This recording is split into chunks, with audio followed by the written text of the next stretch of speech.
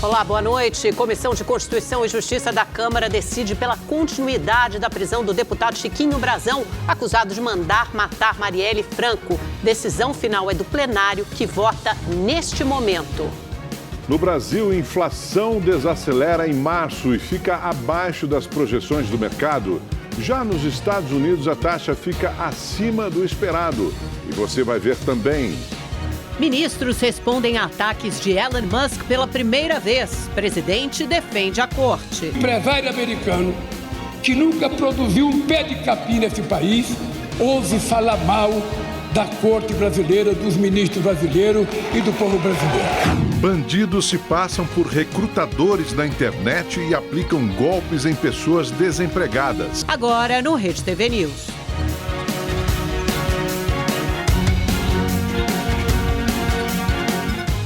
A Prefeitura de São Paulo interveio e assumiu as operações de 2 empresas de ônibus alvos de investigação do Ministério Público por envolvimento com crime organizado e lavagem de dinheiro. Hoje, a Polícia Militar foi mobilizada para garantir a circulação dos ônibus na cidade. Logo cedo, viaturas da PM se posicionaram dentro e fora das garagens da Transwolf e da UpBus. A Guarda Civil Metropolitana também foi acionada para permanecer em todos os terminais de ônibus da Zona Sul e Leste, onde as 2 empresas atuam, e garantir a segurança no atendimento aos passageiros. Ontem à noite, o prefeito de São Paulo, Ricardo Nunes, esteve na garagem da Transwolf para acompanhar os serviços de intervenção das operações das linhas. A Transwolf tem 1.206 ônibus e a UpBus 159. A operação Fim da Linha prendeu 6 suspeitos de envolvimento com a facção criminosa PCC. Entre os presos estão dirigentes das 2 empresas de ônibus: Luiz Carlos Efigênio Pacheco, conhecido como Pandora, dono da Transwolf, 3 dirigentes da empresa, e Hélio Rodrigues dos Santos, preso em flagrante por porte de arma. Um dirigente da UpBus está foragido. É Silvio Luiz Ferreira, conhecido como Cebola, apontado pela polícia como dono de 56 ônibus da empresa. Ele é condenado por tráfico de drogas e já foi investigado no esquema que mandou mais de R$1 bilhão da facção criminosa para o exterior. Segundo o MP, a Transwolf e a UpBus juntas receberam mais de R$800 milhões da Prefeitura pela operação das linhas de ônibus. A Receita Federal identificou esquemas tributários e movimentações financeiras atípicas para tentar legalizar o dinheiro do tráfico de drogas, de roubos e outros crimes, além de ocultar o patrimônio da facção. O fisco identificou várias operações de compra e venda de imóveis e outros bens de luxo numa rede envolvendo empresas de participação e revendedoras de veículos. A Justiça determinou o bloqueio de bens dos investigados no valor aproximado de R$600 milhões. Armas, dinheiro e joias foram apreendidos pela polícia. A suspeita do MP é que o crime organizado esteja infiltrado no transporte público da capital desde a década de 90, quando parte das operações era clandestina entre bairros e terminais de ônibus. Criminosos estão aplicando um novo tipo de golpe e as vítimas são pessoas desempregadas. Uma mensagem com a descrição de uma vaga de emprego. No começo, o recado parece animador. Após a pessoa que está precisando do emprego afirmar que gostou da proposta, o recrutador envia outra mensagem, indicando que para conseguir um emprego precisaria fazer um curso pago. O golpe está aí. Por sorte, Juliane percebeu e conseguiu escapar da cilada. É um processo seletivo sério, uma empresa séria, ela não vai lhe cobrar absolutamente nada pelo processo seletivo, nem pela candidatura e contratação. Yasmin não teve a mesma sorte. Caiu num golpe parecido. Depois de ser aprovada para a nova vaga, a falsa recrutadora pediu que ela pagasse o exame admissional para um consultório de confiança. O valor de R$150. Pede o valor Pix e paga o exame, disse a criminosa, identificada nas mensagens como Carolina. Yasmin fez o pagamento e logo em seguida foi bloqueada. Para aplicar o golpe, os criminosos usam o nome de grandes empresas que divulgam vagas de emprego na internet. E o Pix facilita ainda mais a ação dos bandidos, já que a ferramenta permite o pagamento instantâneo da taxa cobrada pelos golpistas. A legislação trabalhista exige que o empregador pague o exame admissional. Então, se você, por exemplo, vê algum recrutador, entre aspas, te falando, paga o exame admissional que você está contratado, esquece, é golpe. Não paga, o colaborador não paga o exame admissional, é sempre o empregador, por lei. Quem quase caiu na armadilha agora redobra a atenção. Eu tento me cadastrar em sites confiáveis, né?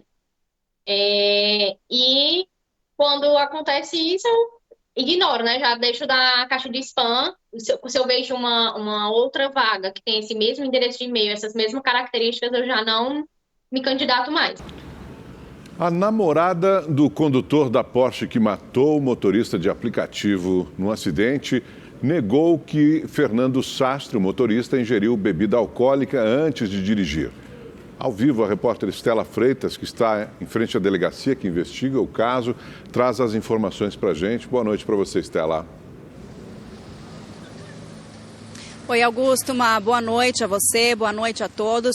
A versão dela é diferente do que já havia sido dito por outras testemunhas, né? De que Fernando havia bebido alguns drinks e apresentava sinais de embriaguez. O que ela disse foi o contrário. Em depoimento, ela disse que ele não bebeu. Fernando, interrogado pela polícia, também já havia negado, mas ele admitiu que dirigia em velocidade acima do limite permitido, só não disse o quanto.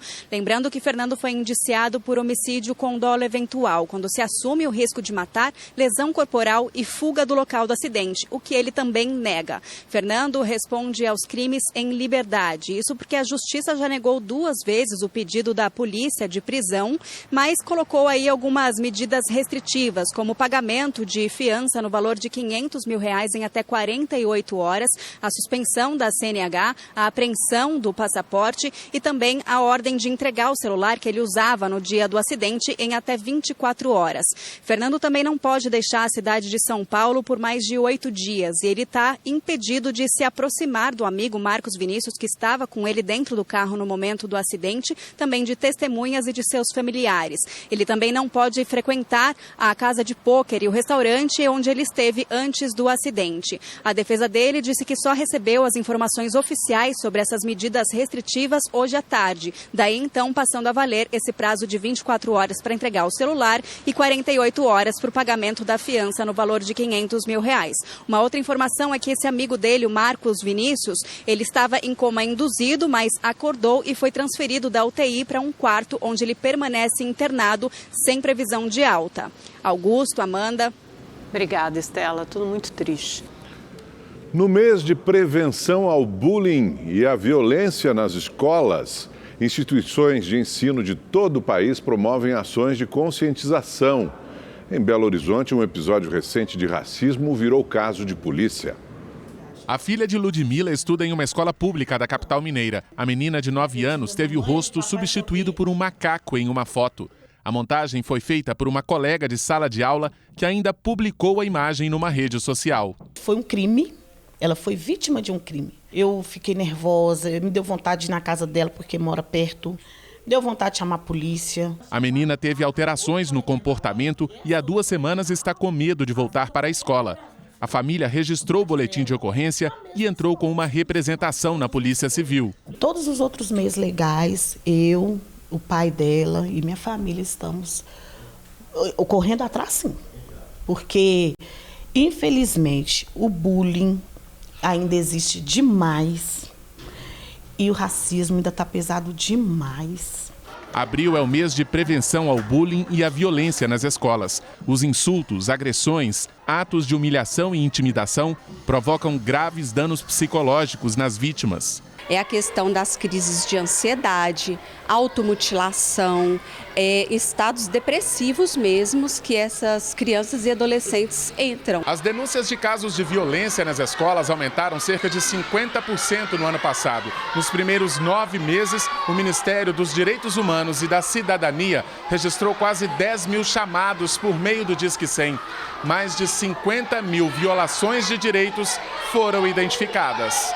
São Paulo, Rio de Janeiro e Minas Gerais são os estados com maior número de ocorrências. Tem que haver protocolo, tem que ter uma participação dos pais, dos alunos, buscar atores também dentro do poder público para que a gente possa minorar cada vez mais a questão do bullying nas escolas, que é o que mais preocupa hoje na atualidade. Em Minas, núcleos de acolhimento da Secretaria da Educação atuam na prevenção de diversas formas de violência e bullying no ambiente escolar. A atuação do psicólogo e do assistente social nas redes de ensino, no qual eles são os nossos hoje, o nosso apoio maior para o desenvolvimento das ações. Essa escola da Grande BH promove ações de prevenção ao bullying. Alunos, pais e professores participam de diversas atividades. Visam exatamente isso, fixar o combate ao bullying, mostrar que o combate ele é feito dia a dia, que todos os dias é dia de combater o bullying na escola. Emanuelen foi alvo de comentários preconceituosos por causa do cabelo e acompanhou o sofrimento da irmã, que também já sofreu bullying. Não queria mais ir para a escola, tinha medo, tinha vergonha. Hoje, ela alerta colegas e amigos sobre a importância do respeito.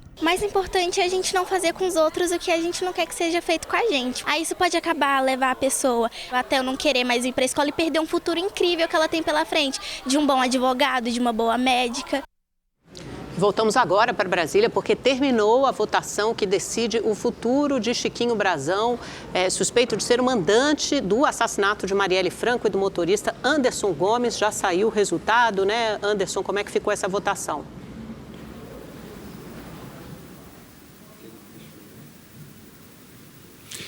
Isso mesmo, Amanda. Já saiu o resultado. Olá novamente a você, Augusto. Foram 277 votos, aliás, 277 votos a favor de manter a prisão de Chiquinho Brazão. 129 deputados votaram contra e 28 foram as abstenções. Esse número de 277 votos a favor de manter a prisão é 20 votos a mais do que o mínimo necessário. Para a manutenção da prisão eram necessários 257 votos, o que se chama maioria absoluta do número de deputados. Com este resultado, Chiquinho Brazão permanece preso no Presídio Federal de Campo Grande, em Mato Grosso, aguardando o fim do inquérito sobre o assassinato de Marielle, da vereadora Marielle. Sobre essa votação, essa disputa envolvendo esquerda, partidos de esquerda e partidos de direita, houve um conflito desses dois partidos, desses dois lados da Câmara, em todo o dia de hoje, porque os partidos de direita estavam tentando evitar a votação e tentando, com isso, esvaziar a sessão do plenário. Esse embate político também foi registrado durante a sessão da Comissão de Constituição e Justiça. E sobre isso, nós preparamos uma reportagem. Vamos acompanhar. A discussão durou mais de 5 horas. Chiquinho Brazão foi preso preventivamente no último dia 24, após ser apontado como um dos mandantes do assassinato da vereadora Marielle Franco e do motorista dela, Anderson Gomes. O advogado Kleber Lopes foi autorizado pelo ministro Alexandre de Moraes a falar em nome do deputado durante a defesa. Ele argumentou que a Constituição só permite prisão de um parlamentar em flagrante de crime inafiançável. Se nós relativizarmos a regra de que o parlamentar não pode ser preso senão em flagrante delito, nós poderemos ter prisões decretadas em série contra parlamentares que sejam alvo de alguma delação premiada, e nós temos experiência recente nesse país de como as delações premiadas são feitas. O relator rebateu e explicou que o flagrante delito não está relacionado ao assassinato de Marielle Franco, mas a ação do deputado para impedir a investigação do crime. Nós não estamos discutindo aqui se o parlamentar assassinou a vereadora ou não. Mas decorre do quê? Da obstrução permanente e continuada da justiça. Expressamente, até os dias atuais, os investigados criaram obstáculos à investigação. Isso é fato. E contra fato não há argumentos. Parlamentares contrários à manutenção da prisão tentaram desvincular o voto de uma defesa a Chiquinho Brazão. No meu ponto de vista, alguém que manda matar alguém tem que ser preso na hora. Mas a Constituição precisa ser mudada para isso ser implementado. E neste momento a Constituição é clara quando diz crime inafiançável e em flagrante. A deputada do PSOL de São Paulo, Sâmia Bonfim, defendeu a prisão de Chiquinho Brazão. No ano passado, o irmão da parlamentar foi executado ao ser confundido com um miliciano. Muitos parlamentares, direta ou indiretamente, têm relação com as milícias. Portanto, soltar Chiquinho Brazão significa defender a si mesmo. É ter medo do que pode acontecer no dia seguinte. É ter medo de que ele abra a boca. É ter medo de que a investigação vá adiante e acabe pegando todo mundo. E é justamente isso que a gente quer. Que pegue todo mundo. Precisa acabar com a milícia no Rio, no país. Porque matou a Marielle, mas não somente ela. Muitas famílias choram todos os dias em função da atuação das milícias. Por 39 votos a favor e 25 contrários, a comissão aprovou a manutenção da prisão. Hoje também o Conselho de Ética da Câmara abriu processo para analisar a representação do PSOL, que pede a cassação de mandato de Chiquinho Brazão. O processo pode durar até 60 dias. Vamos conversar agora com o nosso comentarista de política, Kennedy Alencar. Kennedy, diante do resultado dessa votação, qual sua análise sobre o número de parlamentares que efetivamente votaram a favor de Chiquinho Brazão, né? Seja porque deram voto a favor ou se abstiveram, não votaram e na prática também o ajudaram de alguma forma. Boa noite. Olá, Amanda. Boa noite para você, para o Augusto, para quem está nos assistindo. E quem se ausentou, Amanda, também ajudou o Chiquinho Brandão. Mas vamos lá. Em primeiro lugar, uma vitória da democracia, uma derrota do bolsonarismo e de setores do Centrão que se mobilizaram para tentar salvar o Chiquinho Brandão. Uma parcela queria dar um recado de insatisfação para o Supremo, libertando o Chiquinho Brazão. O clã Bolsonaro e políticos do MDB e de outros partidos do Rio de Janeiro têm medo de eventuais delações dos irmãos Brazão e, no caso do Chiquinho Brazão, que vai continuar preso. Então, esse pessoal trabalhou para tentar relaxar a prisão, né? Para que ele pudesse responder em liberdade. O argumento de que passaram-se 6 anos e que não é possível um flagrante é um argumento frágil. Foram 6 anos de obstrução de investigação, atrapalhando a investigação.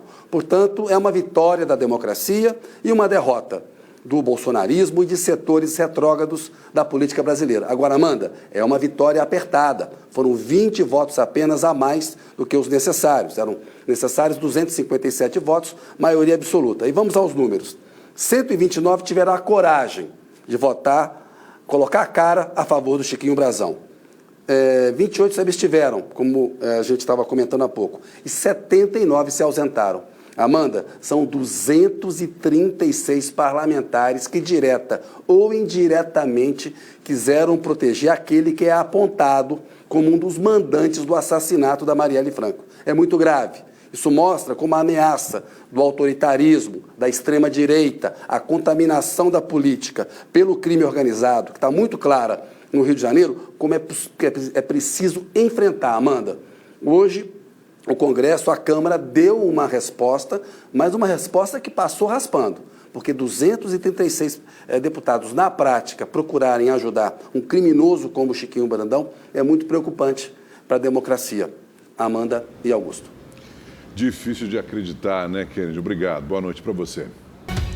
A inflação desacelerou em março para 0,16%, o menor patamar em 8 meses e abaixo do previsto pelo mercado. No ano, a inflação acumula alta de 1,42%. Os grupos alimentação e bebidas, saúde e cuidados pessoais e despesas pessoais foram os que mais puxaram a inflação. Disparou. O preço está muito alto e está difícil. A gente tem que se virar nos 30, né? No meu caso, nos 60, né? Cebola, tomate, ovo de galinha, frutas e leite longa-vida foram os itens do setor de alimentação e bebidas que mais impactaram no bolso do consumidor em março.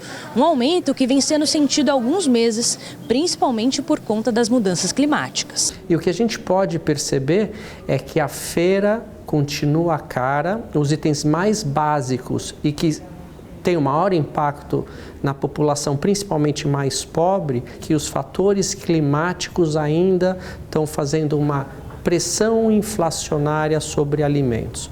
O único item que realmente devolveu a inflação foram as proteínas relacionadas a carnes. Já a desaceleração da inflação foi puxada principalmente pelo grupo de transportes, que em fevereiro teve alta de 0,72%, mas em março registrou deflação de 0,33%. A queda acontece devido a menores preços da gasolina e de passagens aéreas. Hoje, o ministro da Fazenda afirmou que a inflação no Brasil está controlada, apesar do cenário econômico desafiador. Eu já me reuni com o presidente Lira, já me reuni com o presidente Pacheco, para que nós tenhamos clareza de que o trabalho do ano passado foi muito importante, mas nós precisamos completar esse trabalho. Nós precisamos fechar o ciclo de ajuste das contas. O Tribunal de Contas da União julgou 3 processos relacionados a operações de crédito entre a JBS e o BNDES, Banco Nacional de Desenvolvimento Econômico e Social. Segundo o TCU, não houve nenhum tipo de dano ao banco por causa das transações. A decisão de arquivar os 3 processos se deu por maioria dos ministros do Tribunal de Contas da União. Os magistrados reconheceram que os funcionários do banco não cometeram irregularidades na aquisição das ações da multinacional por meio do BNDES Participações, instituição que atua no mercado de capitais. O TCU validou a nossa atuação no mercado de capitais e apreciou 3 operações, e nós vamos agora ter um precedente favorável para que, com segurança jurídica, a gente continue investindo na economia e gerando desenvolvimento para o país. As operações aconteceram entre 2005 e 2014. Com o apoio do BNDES, a JBS adquiriu as companhias americanas Swift e Pilgrim e a brasileira Bertin, como parte da política de internacionalização de empresas nacionais. A JBS se tornou a maior empresa de alimentos de proteína animal do planeta, com receita líquida de 364 bilhões de reais em 2023. O BNDES ainda tem 20,81% da empresa. Em nota, o presidente do banco, Aloysio Mercadante, anunciou que as transações geraram um lucro de 16 bilhões e meio de reais em valores nominais. Foi um processo que durou 10 anos, mas a gente prefere falar, ao invés de prejuízos, em aprendizados. O banco melhorou a sua governança interna, tem sido parceiro ativo cada vez mais do Tribunal de Contas da União e dos órgãos de controle em geral.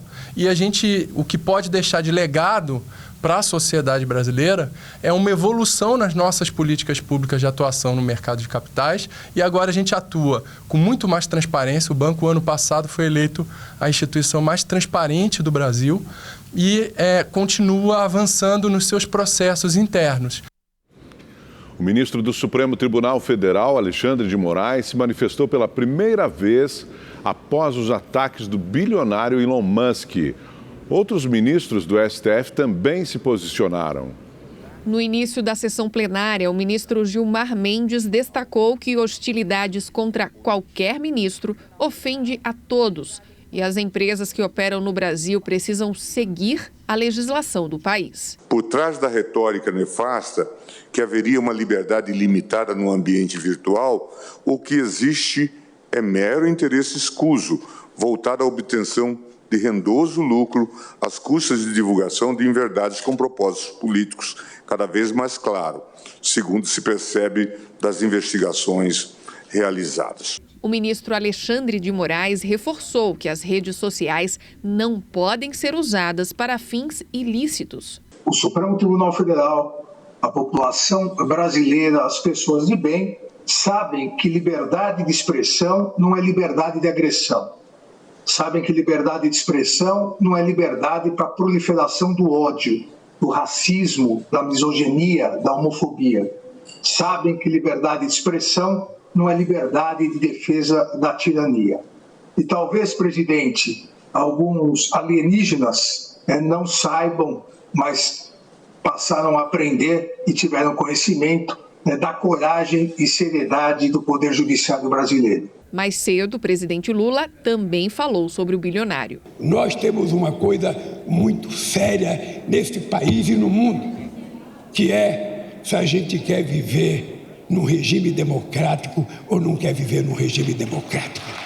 Se a gente vai permitir que o mundo viva a xenofobia do extremismo, que é o que está acontecendo, o crescimento do extremismo de extrema-direita, que se dá o luxo de permitir que o empresário americano, que nunca produziu um pé de capim nesse país, ouse falar mal da corte brasileira, dos ministros brasileiros e do povo brasileiro.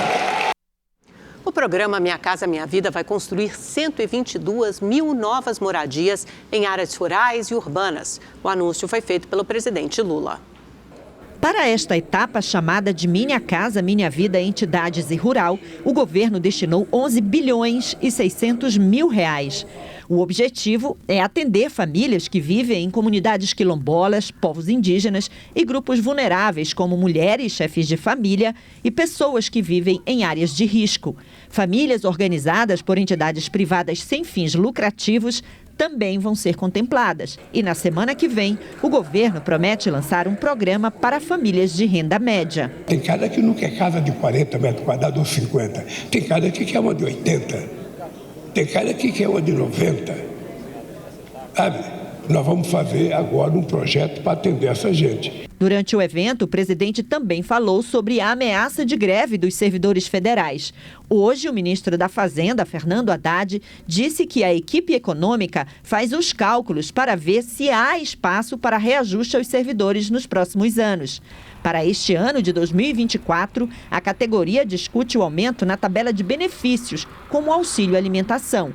As negociações começaram nesta quarta. Esther Weck, que é a nossa companheira responsável por negociação com o servidor público nacional, e vocês acompanham pela imprensa que ela está fervilhando de problemas, ou seja, eu até acho que eu não deveria ter deixado ela vir para cá, para ela ficar lá negociando, antes que a gente receba de presente as greves, que a gente pode até não gostar, mas que elas são um direito democrático dos trabalhadores, se não se sentirem atendidos pelo governo. Eu não tenho moral para falar contra a greve, porque eu nasci das greves.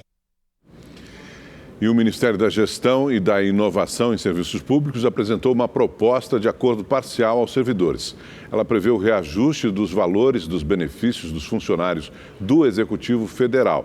Agora, os servidores vão consultar suas bases para dar uma resposta ao governo até o próximo dia 15. Se eles aceitarem um aumento, passa a valer no mês que vem. Pela terceira vez, o governo federal prorrogou a isenção de vistos a turistas dos Estados Unidos, Canadá e Austrália. A decisão vale por mais um ano, até o dia 10 de abril de 2025. Estamos de volta e vamos saber agora a previsão do tempo para todo o Brasil com Igor Silveira. Boa noite para você, Igor. Parece que o tempo começa a mudar agora, né? Vamos lá, boa noite Augusto, boa noite Amanda, boa noite para você que está em casa. Sim, já começa a ter mudança no tempo, só que por enquanto o destaque ainda fica sendo a chuva, que atinge boa parte da região norte e praticamente todo o nordeste por conta da zona de convergência intertropical. Já no sudeste o tempo fica abafado, o sol aparece entre as nuvens, não esquenta tanto e tem previsão de chuva no período da tarde. Olha, a máxima pode chegar aos 30 graus no Rio de Janeiro, a mesma coisa em Belo Horizonte e 32 graus em Vitória, no Espírito Santo. Em São Paulo, dia nublado, também abafado e pode chover em algumas regiões. Os termômetros podem chegar aos 26 graus amanhã, 27 na sexta-feira e 28 graus no sábado. Agora, falando da mudança na temperatura, um sistema de alta pressão atua no sul do Brasil e aí, por isso, a temperatura fica mais amena. E tem previsão de chuva também em Santa Catarina e no Rio Grande do Sul. Por isso que não deve esquentar tanto por lá, né? Falando em temperaturas, a máxima em Porto Alegre, olha, não passa dos 22 graus. Por outro lado, na região norte, apesar da previsão de chuva, o tempo fica quente e abafado e os termômetros em Manaus podem chegar aos 34 graus. Bem abafado, viu? Boa noite para todo mundo. Amanda, Augusto. Tô achando que semana que vem a gente vai ficar mais parecido com o sul do país aqui em São Paulo, viu, Igor? Vamos lá. Tô com essa intuição. Vamos ver chegando. se confia. Tá chegando. Obrigada, boa noite. Obrigado, Igor. No Paraná, um caminhão carregado de óleo diesel tombou e pegou fogo. As pistas da BR-376 ficaram bloqueadas nos dois sentidos até o começo da tarde. Apenas o caminhoneiro ficou ferido e foi levado ao hospital. A Câmara dos Deputados aprovou o projeto de lei que recria o seguro DPVAT. Por 304 votos a 136, o projeto seguirá para análise no Senado. O dinheiro arrecadado com a cobrança do seguro obrigatório é destinado a vítimas de acidentes de trânsito, independentemente do tipo de veículo e de quem foi a culpa. A cobrança do seguro, que é pago por todos os proprietários de veículos, foi suspensa em 2020. Também foi aprovado na Câmara dos Deputados o projeto de lei que regulamenta a indústria de jogos eletrônicos. O texto cria um marco legal para a fabricação, importação, comercialização e o desenvolvimento de games no país. Segundo o PL, o setor vai contar com incentivos semelhantes aos previstos na Lei Rouanet e na Lei do Audiovisual. A proposta segue agora para a sanção do presidente Lula.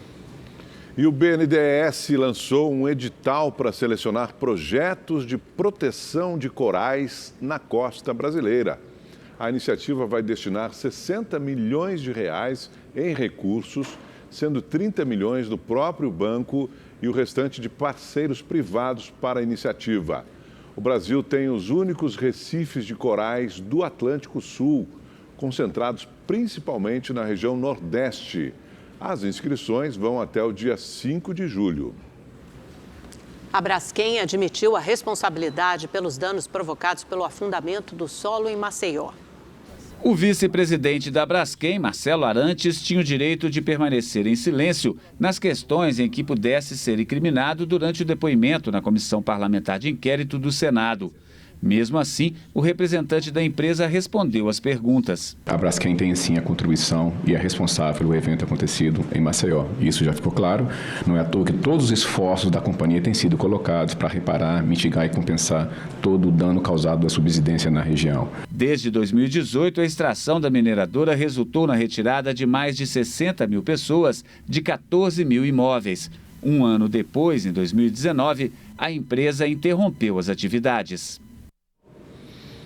A Prefeitura de São Paulo anunciou que vai ampliar a vacinação contra a dengue. Agora, crianças de 10 a 14 anos de toda a cidade serão contempladas. Antes, apenas 2 bairros tinham acesso ao imunizante. A medida começa a valer amanhã.